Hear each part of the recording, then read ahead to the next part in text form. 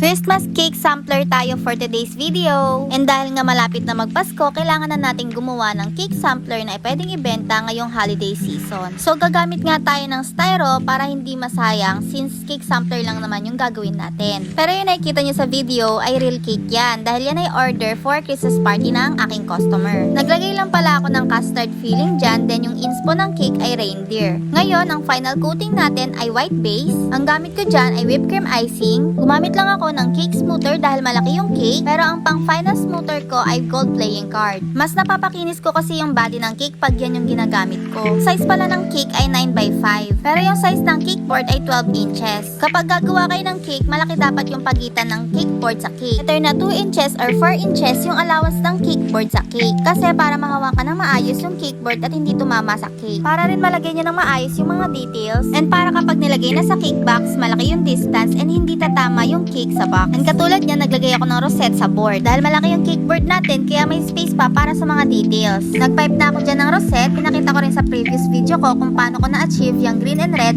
icing. Yung red line pala dyan sa body ng cake ay ribbon yan. Non-edible, so pan-decor lang yan. Ganun din sa mata. Mirror gold, acrylic topper naman yung mata ng reindeer. Then yung ilong naman, icing lang din yung ginamit ko dyan. Nag-double tone lang ako para hindi agad mag-fade yung red sa ilong. Naglagay lang ako ng reindeer horn, gold non-edible balls, and that's it. Ito na ang finished product. Simple lang siya gawin, ang mahirap lang yung horn and yung eyes. Kung DIY nyo ikakat, pero kung meron kayong cutter machine, mas madali.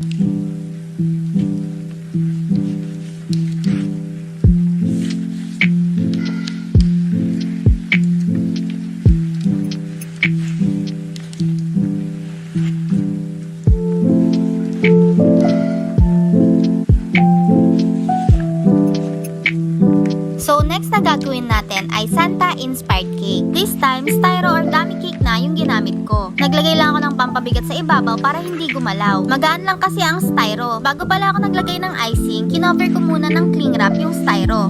Para later, after natin i-pictorial, madali siyang tanggalin. Since magaan yung styro, tape lang yung ginamit ko pang dikit sa cake board. Gold playing card for final cake smoother. Then naglagay lang ako ng wave para may design yung body ng cake. Ganyan lang kasimple mag-wave sa cake, yung edge lang ng card yung gagamitin. And now, mag-a-attach na ako ng non-edible printable stopper. Yung mga topper, nakuha ko lang sa Pinterest and inedit ko lang sa Photoshop. And now, naglagay lang ako ng gold non-edible balls. And lastly, rose gold dust para mas gawanda patignan yung cake. And that's it. Ito na ang finished product. Sobrang simple lang, diba? Pero may dating. Yung mga Christmas sampler ko, hanggat maaari, pinasimple ko na lang. Hindi ko na pinahirapan pa. Hanggat maaari, minimal lang dapat yung design na mga i-offer nyo na cake for Christmas. Kasi kapag nagsabay-sabay yung mga pa-order sa araw na yan, tayo rin yung mahihirapan. Hindi lang kasi Christmas cake ang mga order natin for Christmas. Meron din mga customized cakes. Meron din kasi nagbo-birthday ng Pasko. Next cake na gagawin natin ay garland-inspired cake. Bali, red and green ang magiging color ng cake. Paano ko ba na-achieve yung red and green color ng icing? So, pinakita ko yan sa previous video ko. I-watch nyo na lang. Manipis lang yung paglagay ko ng icing sa cake. Hindi ko na kinapalan as long as naka-cover naman lahat. Sa mga cake sampler ko, kung mapapansin nyo, hindi na ako naglagay ng light color sa dark color. Hanggat maaari, dark color pareho, katulad ng red and green. Kapag red and green kasi, hindi halata once nag-fade. Pero kapag white and red or white and green, halata talaga once na nag-fade yung color. Ang gamit ko pala na piping tip ay 9F, yung big size. Halos karamihan sa mga gamit ko sa cake ay nabili ko lang online. Mahirap kasi maghanap sa mga physical stores, limited lang yung mga stocks nila. Nilinis ko lang yung cake board using tissue para pleasing naman tignan. And now, naglagay na ako ng dedication using whipped cream icing. Mahirap lang magsulat kasi mataas yung cake, nakaangat yung kamay ko. Sanay kasi ako na nakasandal yung kamay ko kapag nagsusulat. And next, naglagay lang ako ng red and green edible dodges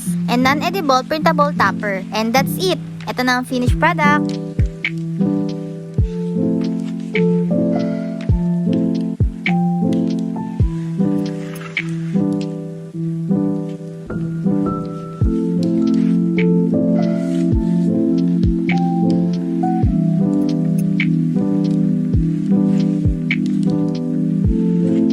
Next cake naman na gagawin natin ay Santa Claus bento cake. Ang size ng bento ay 4x2. Inuna ko lang mag-icing ng light brown sa top, then later red color naman yung ilalagay ko sa sides. Kasi para hindi humalo yung red icing sa top. Yan kasi yung magiging face ni Santa Claus. And now, itatransfer na natin sa bento parchment paper. Na-order ko lang din yan online. Kung gusto nyo magkaroon, ilalagay ko na lang yung link sa comment section. Next na gagawin natin ay yung Santa hat. Nagpahid lang ako ng red icing sa top ng bento cake. Then, gumamit lang ako ng 2D piping tip para i-cover sa face ni Santa. Make sure lang na hindi nyo mapapataas yung paggawa ng bento cake, lalo na kung maglalagay kayo ng ret or ng icing swirl. Para kapag sinara nyo yung bento box ay hindi tatama sa bento cake. Black dragis only yung ginamit ko sa mata ni Santa and red dragis naman sa ilong. And that's it. Ito na ang finished product.